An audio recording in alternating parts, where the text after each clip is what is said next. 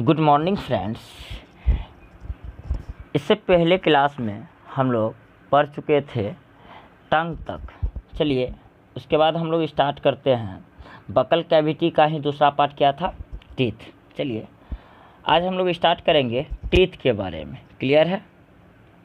चलिए टीथ के स्टडी को कहते क्या है? ओडोंटोलॉजी। देख रहे हैं यहाँ पर स्टडी ऑफ टीथ क्या कहेंगे? ओडोंटोलॉजी।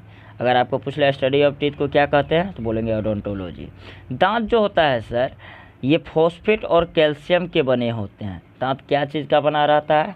फॉस्फेट और कैल्शियम का। देखिए बोन्स में जो कैल्शियम का जो परसेंटेज होता है 68% होता है और टीथ में जो परसेंटेज होता है कैल्शियम का 98% होता है। ये एकदम याद रखना होगा। आपको डायरेक्ट एग्ज़ाम में भी पूछ लेते हैं, बताइए टीथ में कैल्शियम का कितना परसेंटेज है, तो 98% है। बोन्स में कैल्शियम कितना परसेंट होता है? 68% होता है। क्लियर है? देखिए कैल्शियम के कारण ही, कैल्शियम के बढ़ने से क्या होता है? कठोरता बढ़ती है। इसलिए हमारे शरीर में दांत सबसे कठोर अंग होता है। हमारे शरीर का सबसे कठोर अंग, हार्ड अंग कौन सा होता है? हार्ड ऑर्गन कौन सा होता है? दांत होता है, क्योंकि दांत में कैल्शियम का परसेंटेज 98% होता है। कैल्शियम इंक्रीजेज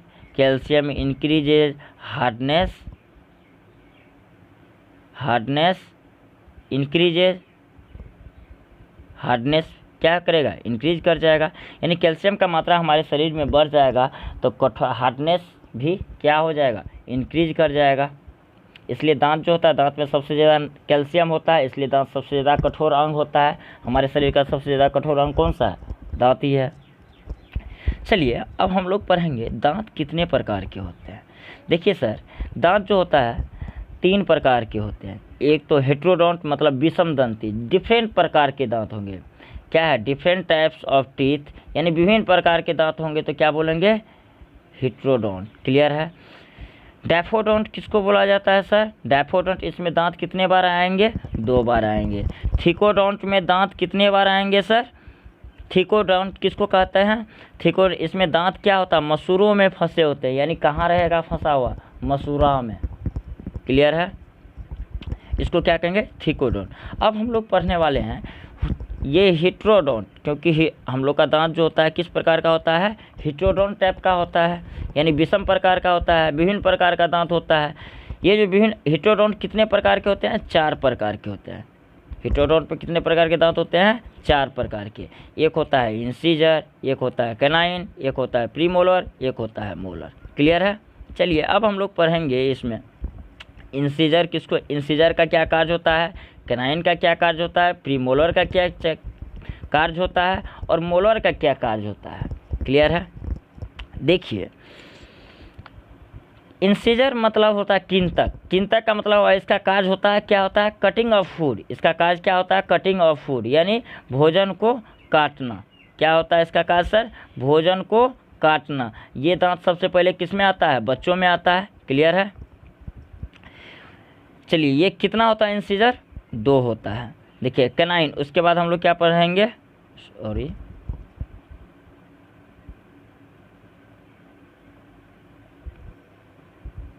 देखिए क्या है? कैनाइन। कैनाइन का कार्य क्या होता है? भोजन को फाड़ना, यानी sharing of food. Sharing of food मतलब हुआ क्या हुआ? भोजन को फाड़ना। ये कितने होते हैं? हम लोग को 1 होते हैं। क्लियर है? प्रीमोलर कितने होते हैं? 2 होते हैं। इसका कार्य क्या होता है? भोजन को चबाना, चॉबलिंग ऑफ फूड, यानी भोजन को चबाना। ये किसका कार्य होता है? प्रीमोलर का कार्य होता है। इसका हिंदी क्या होता है? अग्रचवर्णक। क्लियर है? मोलर किसको कहते हैं सर? मोलर मतलब हुआ भोजन को पीसना, ग्राइंडिंग ऑफ फूड, उसको क्या कहेंगे? मोलर। मोलर का कार्य क्या होता है? ग्राइंडिंग ऑफ फूड, यानी भोजन को पीसना। क्लियर है? और कितना होता है? 3 होता है। चलिए अब हम लोग आगे पढ़ते हैं। देखिए कहाँ कौन कौन सा दांत होता है। मान लीजिए ये अपर पार्ट है। ये कौन सा पार्ट है? अपर पार्ट है। देख रहे हैं यहाँ पे इंसीजर अपर पार्ट का हाफ है। ये इंसीजर कितना हुआ? 2। कैनाइन कितना है? 2। 1। प्रीमोलर कितना है? 2। मोलर कितना है? 3।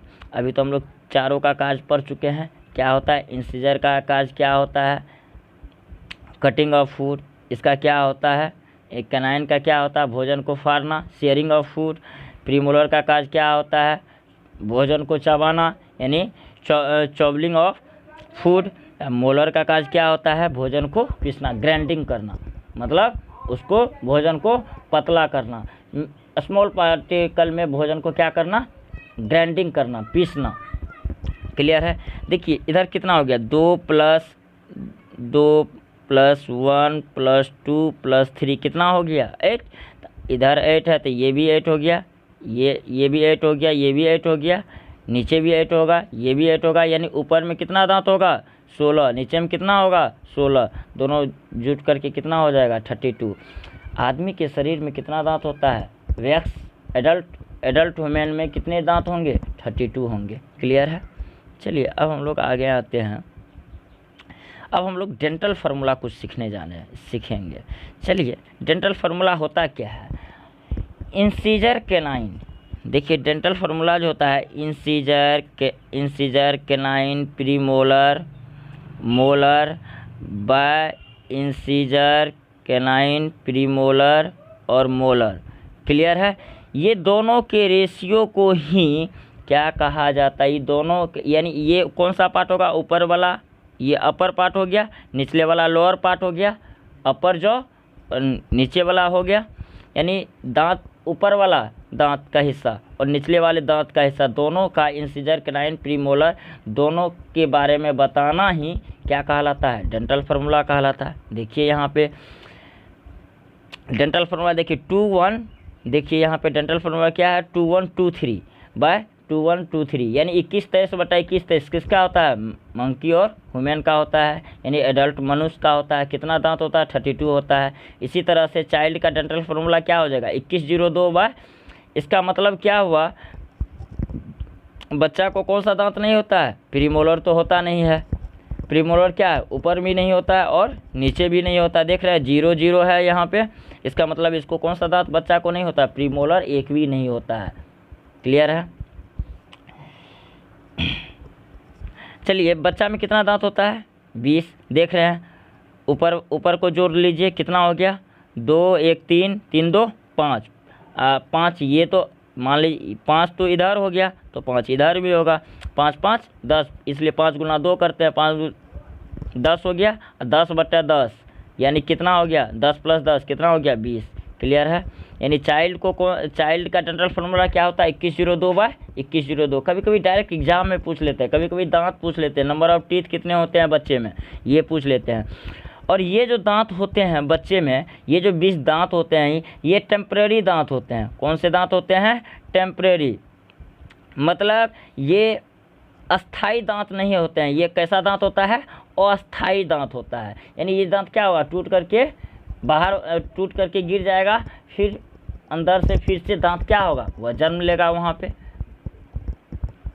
क्लियर है। इसलिए हम कह सकते हैं बच्चा के जो दांत होते हैं वह कैसे होते हैं, टेम्पररी होते हैं, यानी अस्थाई होते हैं। क्लियर है।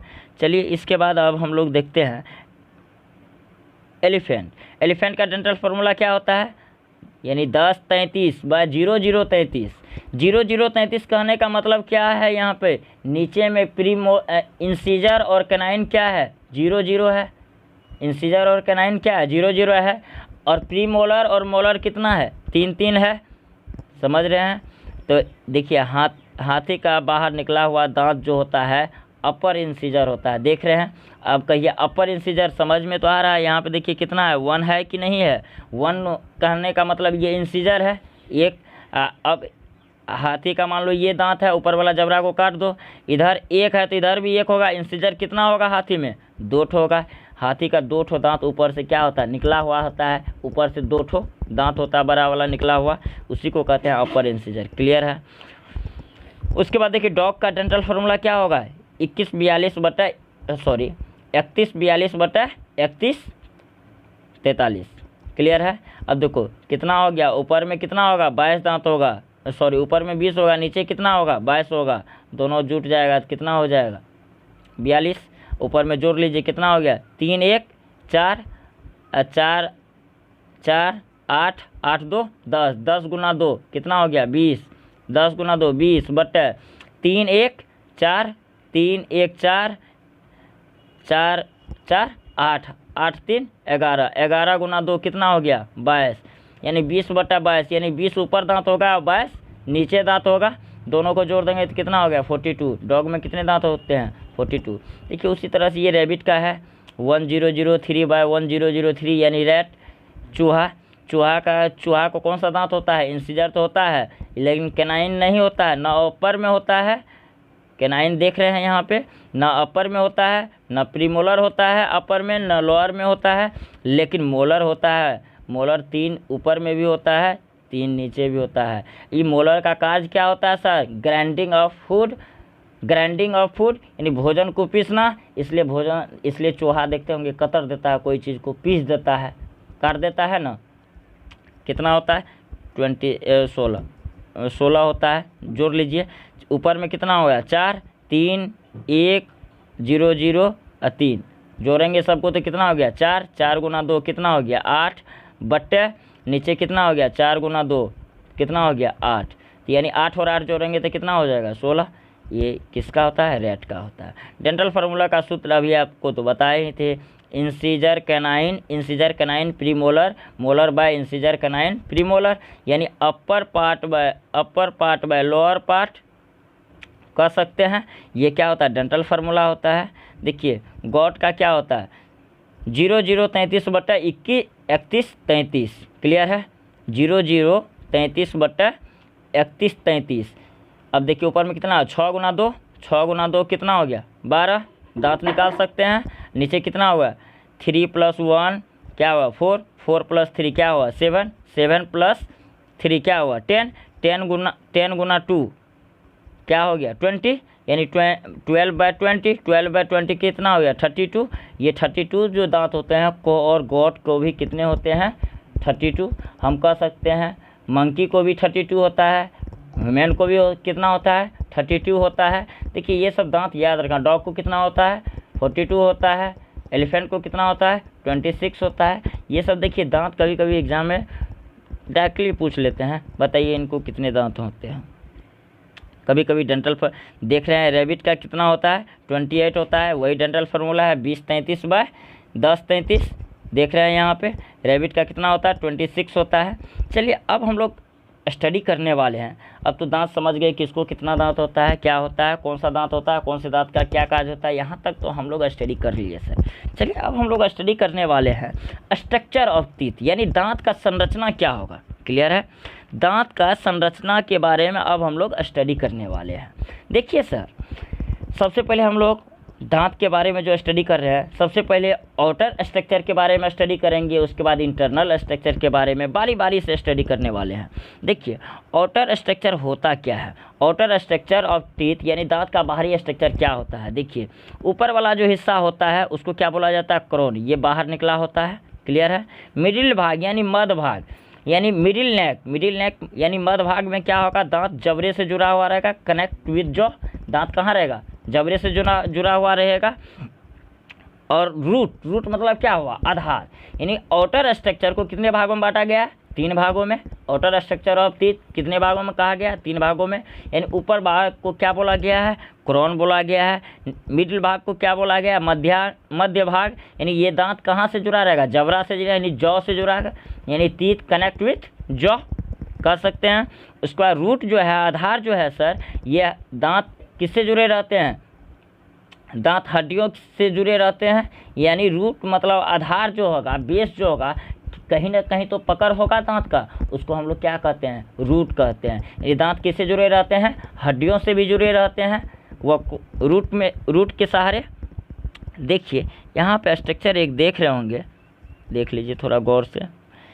ये देखिए अभी हम आपको क्या बताएं क्रोन कौन सा होता है, ये जो दांत मान लीजिए ये दांत है, ये वाला जो हिस्सा है इस भाग को क्या बोल दिया जाता है ये क्रोन जो बाहर निकला हुआ होता है। बीच वाला भाग जो होता है ये भाग को क्या बोल दिया गया है मध्य भाग, इसमें क्या होता है कनेक्ट विथ जॉ यानी जबड़े से क्या होता है दांत फंसा रहता है। ये सी पार्ट जो हो गया ये पार्ट क्या है रूट है आधार है, इसमें दांत जो है किससे कनेक्ट रहेगा जॉ हड्डी से कनेक्ट रहेगा, यानी हम कह सकते हैं teeth connect with bones. Clear है यहाँ तक। चलिए अब हम लोग आगे स्टडी करने वाले हैं इंटरनल स्ट्रक्चर के बारे में। अब हम लोग स्टडी करेंगे। आउटर स्ट्रक्चर तो समझ में आ गया टीथ का क्या होता है। देखिए ये इंटरनल स्ट्रक्चर है, सॉरी, चलिए ये इंटरनल स्ट्रक्चर है, इसके बारे में हम लोग स्टडी करेंगे। देखिए इंटरनल स्ट्रक्चर ऑफ टीथ यानी आंतरिक संरचना क्या होता है टीथ का, उसके बारे में स्टडी करेंगे। देखिए क्या है, ये जो ऊपर वाला जो भाग दे रहे हैं इसको क्या कहते हैं, इनेमल कहते हैं। इनेमल का काम क्या होता है, ये दांत के ऊपरी वाला जो हिस्सा होता है वह कौन सा भाग होता है, इनेमल होता है। क्लियर है। इसको क्या, देखिए ये इनेमल का कार्य क्या होता है। देखिए ये शरीर का सबसे कठोर भाग होता है। इनेमल जो होता है शरीर का सबसे क्या होता है, कठोर भाग होता है, हार्डेस्ट होता है। ये सबसे चमकीला होता है, यानी ब्राइटनेस होता है भी, ये सबसे चमकीला होता है, शाइनिंग होता है। हम कह सकते हैं इनेमल पार्ट जो होता है दांत का वह क्या होता है, शाइनिंग। वह उसी के इनेमल के कारण ही क्या होता है, दांत में क्या होता है, शाइनिंग होता है, चमकता है। और ये भाग जो है विजिबल होता है, यानी दृश्यमय होता है। क्लियर है। देखिए अब हम लोग इसी में स्टडी करेंगे।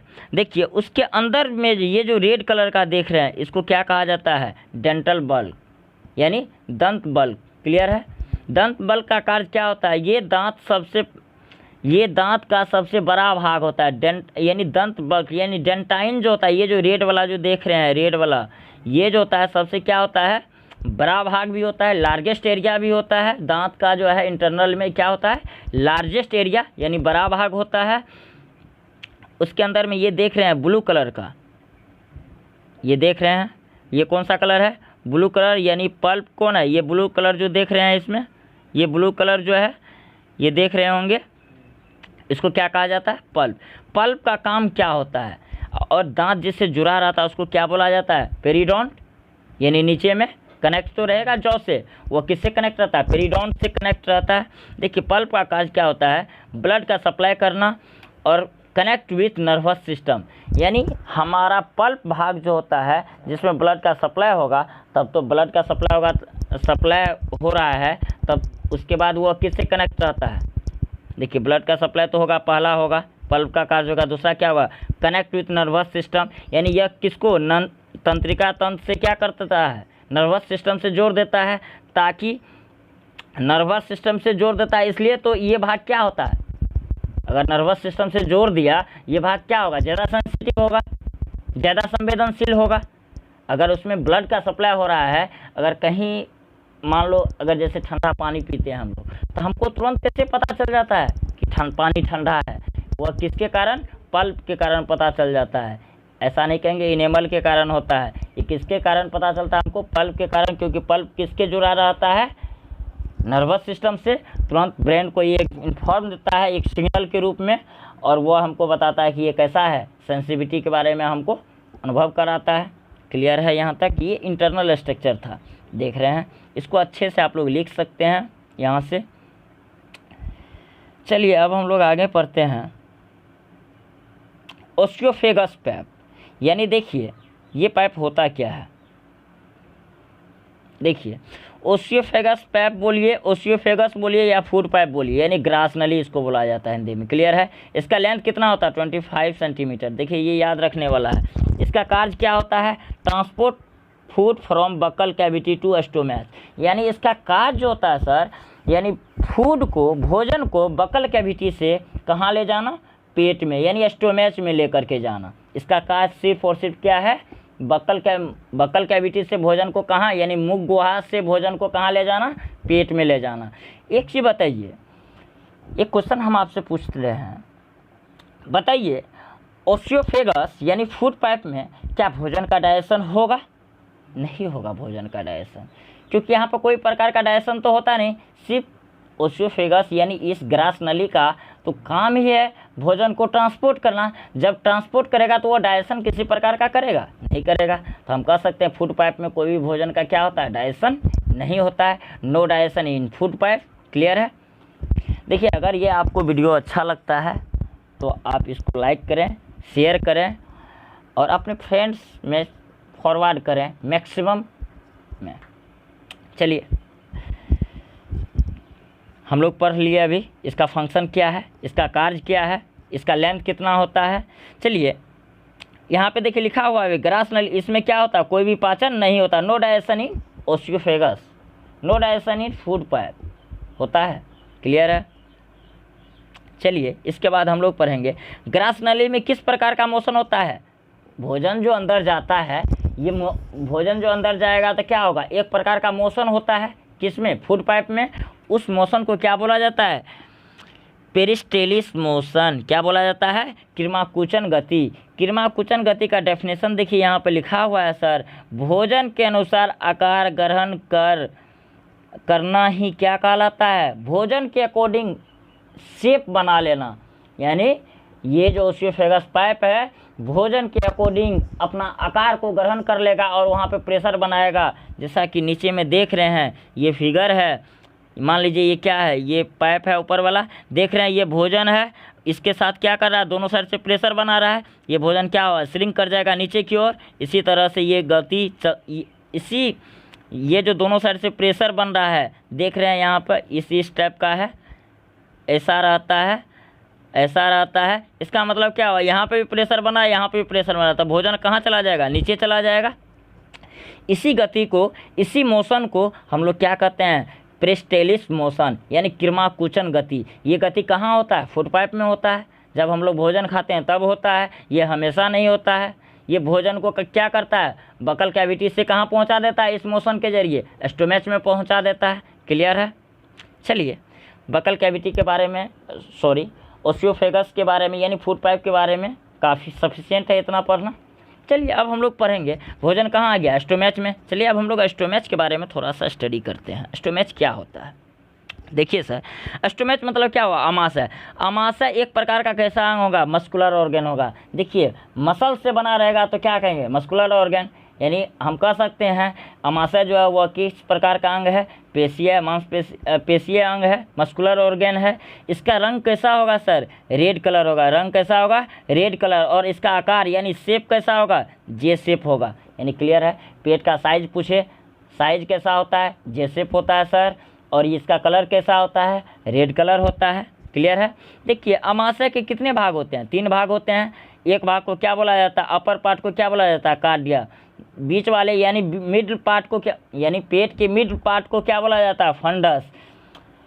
पैरोलिक किसको बोला जाता है, लोअर पार्ट को। क्लियर है। चलिए हम लोग आगे स्ट्रक्चर से समझते हैं, किसको कार्डिया बोला जाता है, किसको फंडस बोला जाता है, किसको पैरोलिक बोला जाता है, पैरोलिक।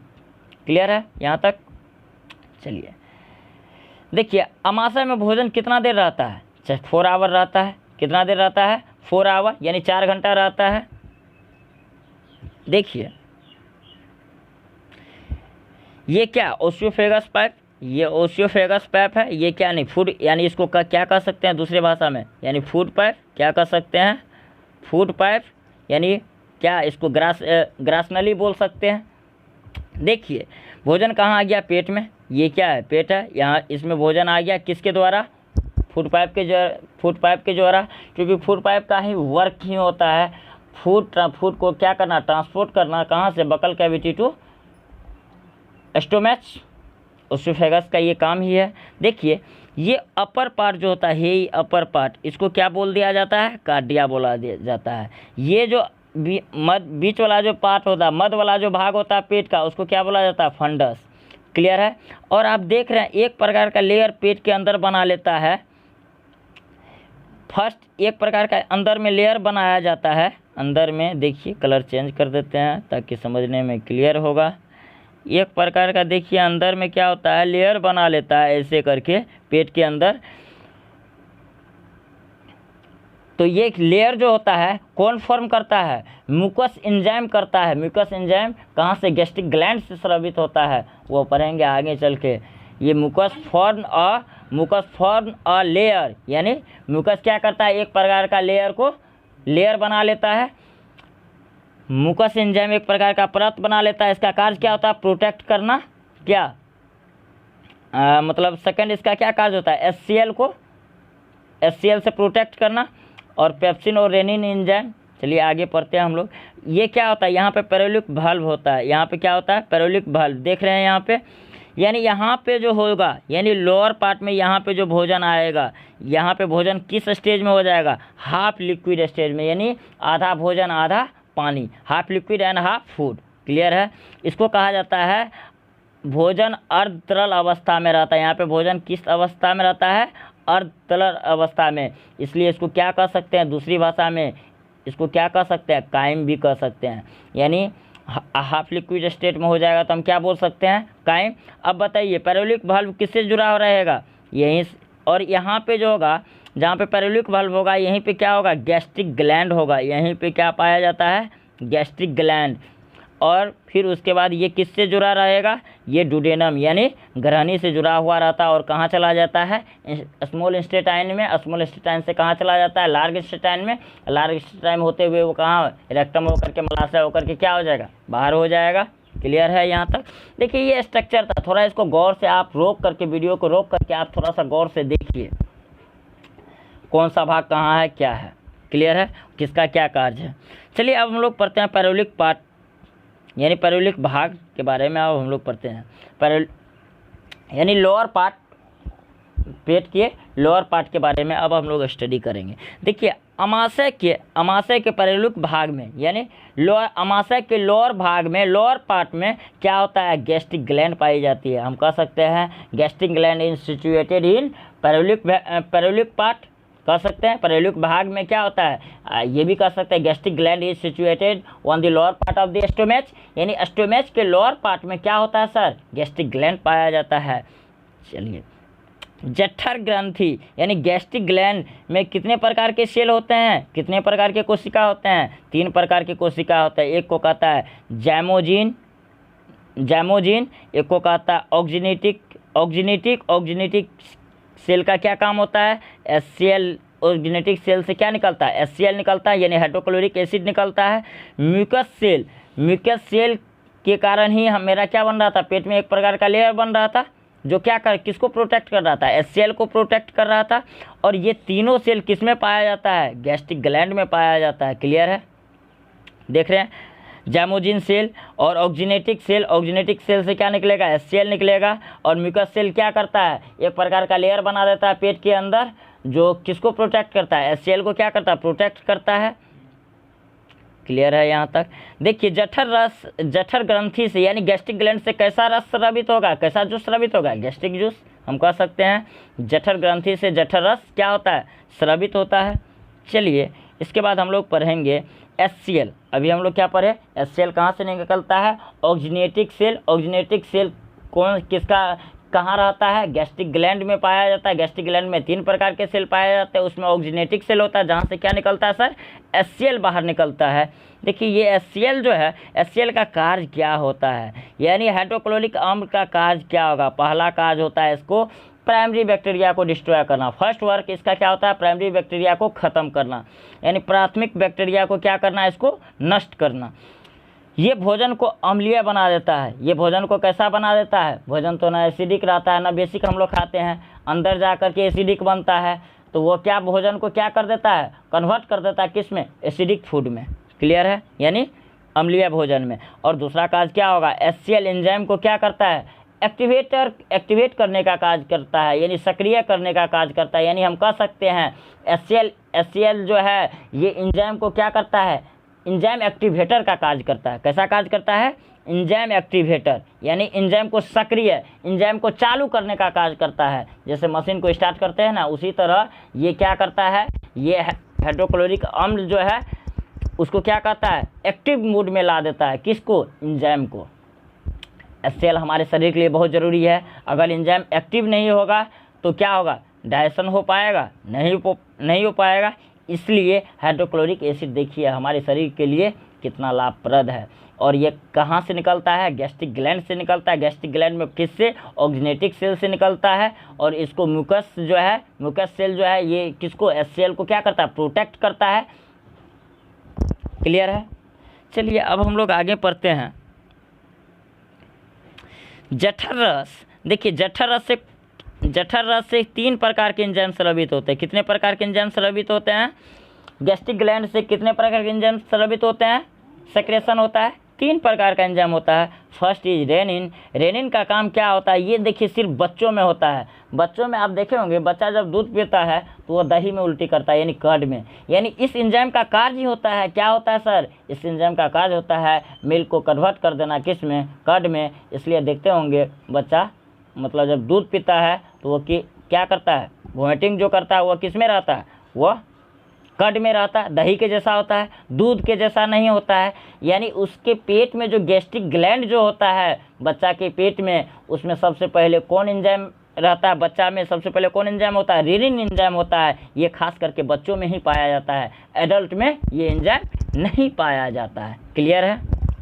चलिए इसके बाद हम लोग आते हैं second enzyme is pepsin enzyme. Pepsin enzyme का काम क्या है, इसका कार्य एक ही है, प्रोटीन का आंशिक पाचन करना, यानी partial digestion of protein. Protein का जब पार्शियल डाइजेशन होगा, प्रोटीन किस में टूट जाएगा सर, पेप्टोन में टूट जाएगा। और ये कौन करता है, पेप्सिन एंजाइम के जरिए होता है। हम कह सकते हैं गैस्ट्रिक ग्लैंड जो है पार्शियल डाइजेशन करता है भोजन का। क्लियर है। उसके बाद देखिए third one is mucus enzyme. Mucus enzyme, mucus enzyme क्या करता है, प्रोटेक्ट बाय HCl। हम तो पढ़े ही, म्यूकस क्या करता है, एक प्रकार का लेयर तैयार कर लेता है।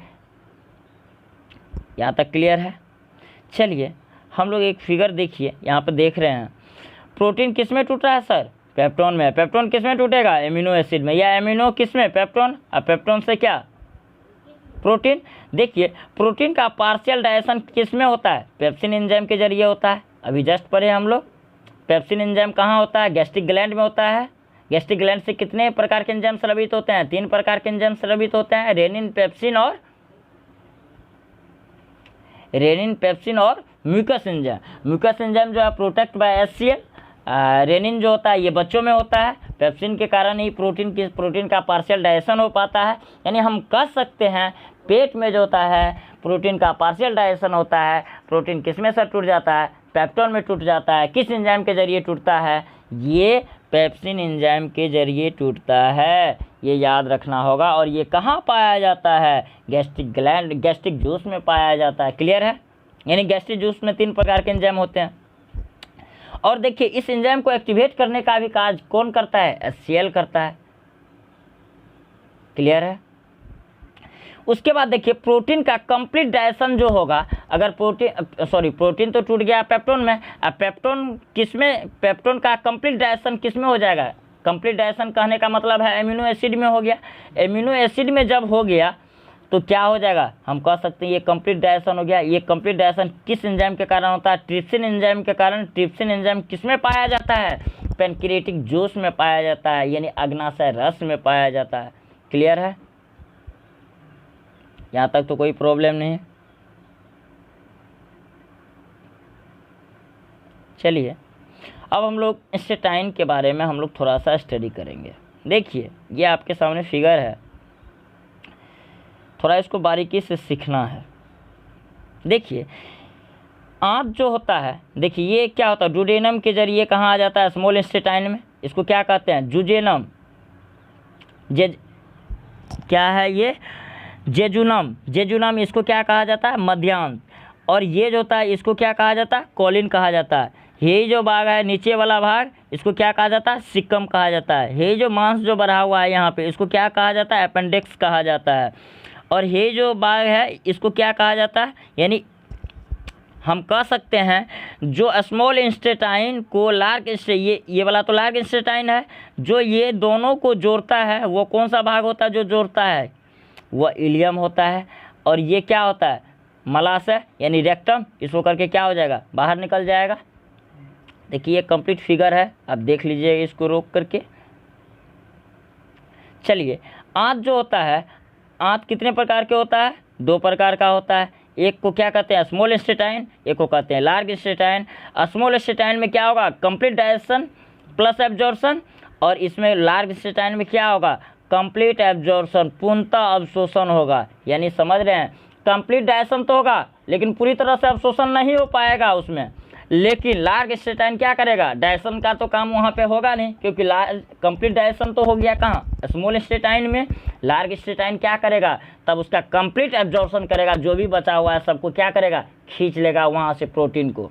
क्लियर है। यानी देखिए स्मॉल इंटेस्टाइन छोटी आंत हुआ, छोटी आंत, इसका लेंथ कितना होता है 6 से 6.9 मीटर तक होता है। कितना होता है ये याद रखना होगा। इसका डायमीटर क्या होता है, कम होता है, मोटाई कम होता है, इसलिए लेंथ ज़्यादा होता है, इसलिए इसको छोटी आंत बोला जाता है। क्लियर है। और इसका क्या होता है, ये जो बताया गया है छोटी आंत और बड़ी आंत, ये on the basis of length पे नहीं बताया गया, किसके आधार पे बताया गया है, on the basis of diameter, यानी उसके व्यास के आधार पे बताया गया है। ये छोटी आंत है, ये बड़ी आंत है। क्लियर है। देखिए लेंथ कितना होता है बड़ी आंत का 1.5 मीटर। ये कभी कभी पूछ लेता, बताइए लार्ज इंटेस्टाइन कितना लंबा होता है 1.5 मीटर। इसका डायमीटर कैसा होता है, छोटा होता है कि बड़ा होता है, बड़ा होता है। स्मॉल इंटेस्टाइन का डायमीटर क्या होगा, छोटा होगा। स्मॉल मतलब छोटा, लार्ज मतलब बड़ा। ये किस बेसिस पे हम लोग डिवाइड किए हैं, on the basis of diameter. चलिए इसके बाद हम लोग पढ़ेंगे ग्रहणी क्या होता है। ड्यूडेनम, ड्यूडेनम जो है, ड्यूडेनम का कार्य क्या है, कनेक्ट विथ स्टोमैक्स, यानी ग्रहणी जो है क्या कर, अमाशय से जुड़ा रहता है। ग्रहणी कहाँ से जुड़ा रहेगा, अमाशय से जुड़ा रहता है। और वह कहाँ जोड़ देता है, पेनक्रियाज को भी जोड़ देता है, वहाँ से लिवर को भी जोड़ देता है, और वह नीचे आ करके वह स्मॉल इंटेस्टाइन में जुड़ जाता है ड्यूडेनम के द्वारा ही। देखिए मध्यांत यानी जेजेनम, इसका कार्य क्या होता है, मध्यांत में क्या होता है, यानी बीच वाला भाग में जो देखे थे अभी, उसमें क्या होगा, ब्लड का सप्लाई होगा कि नहीं होगा, बीच वाला भाग में। और इलियम कहाँ था, ये जो बड़ी आंत से जुड़ा रहता है, यानी छोटी आंत को बड़ी आंत से जोड़ने वाला जो होता है उसको क्या बोला जाता है, जुजेनम, यानी इलियम बोला जाता है। क्या बोला जाता है, इलियम बोला जाता है। इसको क्या कर सकते हैं, कनेक्ट विथ लार्ज इंटेस्टाइन। ये क्या होता है, इलियम वाला भाग जो होता है किससे कनेक्ट रहता है, लार्ज इंटेस्टाइन से कनेक्ट रहता है। यानी हम क्या कहेंगे, डाइजेशन, यानी यहाँ पे कंप्लीट डाइजेशन हो गया, यानी इस भाग में कंप्लीट हो जाता है किसका डाइजेशन, भोजन का कंप्लीट डाइजेशन हो जाता है इस पार्ट में, यहाँ तक। चलिए इसके बाद हम लोग पढ़ेंगे लार्ज इंटेस्टाइन क्या है। क्लियर है।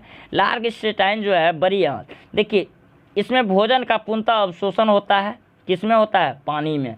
यानी बड़ी आंत में कैसा रहता है, भोजन किस में कन्वर्ट हो जाता है, लिक्विड में, और उसमें पानी में पूर्णतः उसको क्या हो जाता है, अब्जॉर्प्शन कर लेता है। देखिए इसकी लंबाई 1.5 मीटर होती है। कितनी होती है, 1.5 मीटर। इसका डायमीटर क्या होता है, ज़्यादा होता है। क्लियर है, इसलिए इसको लार्ज इंटेस्टाइन बोला जाता है। इसका डायमीटर के आधार पर ही इसको बड़ी आंत कहा जाता है, जैसा कि आपको हम बताए अभी। बड़ी आंत को कितने भागों में विभाजित किया जाता है, बड़ी आंत को 3 भागों में विभाजित किया जाता है। पहला भाग को क्या कहा जाता है, ये सिक्कम। ये सिक्कम जो है ये कहाँ जुड़ा रहता है, ये छोटी आंत से जुड़ा रहता है, कोलिन।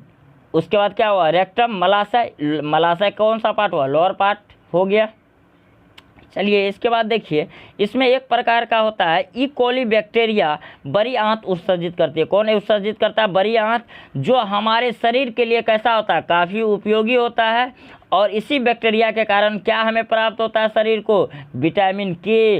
वेरी वेरी इंपॉर्टेंट, हम पढ़ेंगे आगे कि विटामिन के जो है, विटामिन के का क्या कार्य है, और ये कहाँ से उत्सर्जित होता है, ये वहीं से मतलब कहाँ से हम कह सकते हैं, इंटेस्टाइन से, यानी आंत से उत्सर्जित होता है। ई कोली बैक्टीरिया कौन उत्सर्जित करता है, आंत करता है उत्सर्जित।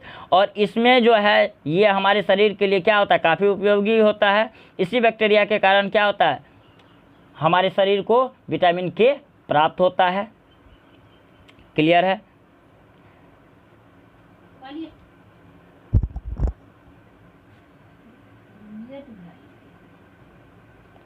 चलिए इसके बाद हम लोग पढ़ेंगे एक लीवर पढ़ते हैं, लीवर के बारे में थोड़ा सा स्टडी करेंगे। देखिए लीवर क्या है, ये हमारे शरीर की सबसे बड़ी ग्रंथि है। हम कह सकते हैं लार्जेस्ट ग्लैंड कौन सा है हमारे शरीर का, लीवर है। आपको एग्जाम में पूछ ले, बताइए सबसे लार्जेस्ट ग्रंथि कौन सा होता है, तो लीवर होता है, यकृत होता है। यकृत को जिगर भी बोलते हैं हम लोग। क्लियर है। यह सबसे भारी अंग होता है। ये जो ऑर्गेन होते हैं सबसे क्या होता है, हेवीएस्ट होते हैं। इसका वेट कितना होता है, 1.5 होता है। इसके अध्ययन को क्या बोला जाता है, हेपेटोलॉजी बोला जाता है। इसमें स्वतः निर्माण की प्रक्रिया होती है, यानी हम कह सकते हैं ये अपने आप क्या होता है, स्वतः निर्माण करते रहता है, अपने आप डेवलप होते रहता है। यानी हम कह सकते हैं इसमें कैसा होता है, सेल्फ रीजनरेट पावर होती है। इसमें कैसा होता है, सेल्फ रीजनरेट पावर होती है, यानी ये स्वतः निर्माण की इसमें प्रक्रिया होती रहती है। क्लियर है। चलिए इसके बाद हम फिर हम आगे आते हैं वीडियो को लेकर के इसके आगे, तब उसके बाद लीवर के बारे में और भी स्टडी करेंगे। अभी इतना ही रखते हैं। अगर आपको मेरा वीडियो अच्छा लगता है तो आप इसको मैक्सिमम ग्रुप में शेयर करें। Thank you.